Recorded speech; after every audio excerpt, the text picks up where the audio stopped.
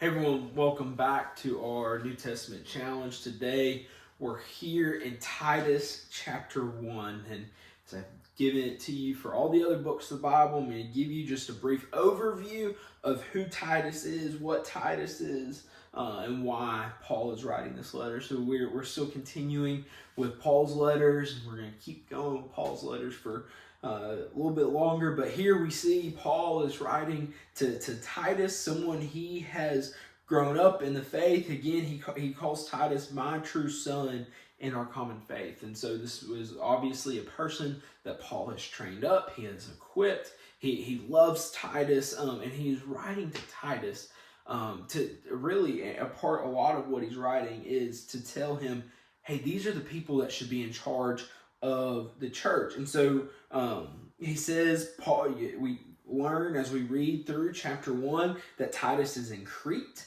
And so Paul is writing to him to talk to him, to tell him, hey, at least right now, like he gives him some instructions about what the overseer, what people in charge of the church are to be, as he has also told Timothy, but also he goes through and he gives him some final instructions and some guidance and some help. But we see here in chapter 1, Paul is talking to Titus, and he's giving him the instructions for who is to oversee the church. And he gives him qualifications, but he goes through and he gives some...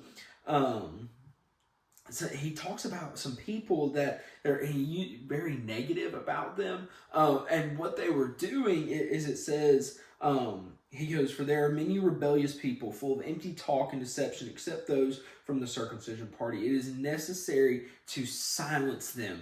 They are ruining entire households by teaching what they shouldn't in order to get money dishonestly. So there were people in the church in Crete that were trying to teach and use people for dishonest things, and they were trying they were leading them astray. And Paul is telling Titus, hey, these are the people that we don't need, that don't need to be around us, that are not to be in leadership of our church. And so you need to get rid of them. And I love Paul's, his kind of final statement in the final paragraph of what we have as chapter 1. And it says, to the pure, everything is pure. But to those who are defiled and unbelieving, nothing is pure. In fact, both their mind and conscience are defiled. They claim to know God, but they deny him by their works. They are detestable, disobedient, and unfit for any good work. This distinction that we see here in verses 15 and 16, is Paul he's laying out, there's a line between believers and unbelievers. And we've talked about this plenty before, but again, Paul shows us to it that to the pure, everything is pure. To believers, all things are pure because we have been made pure through Christ. But to those who are defiled and unbelieving, nothing is pure.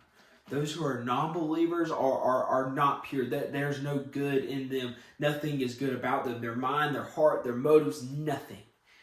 And we even see that it says they claim to know God, but they deny him by their works.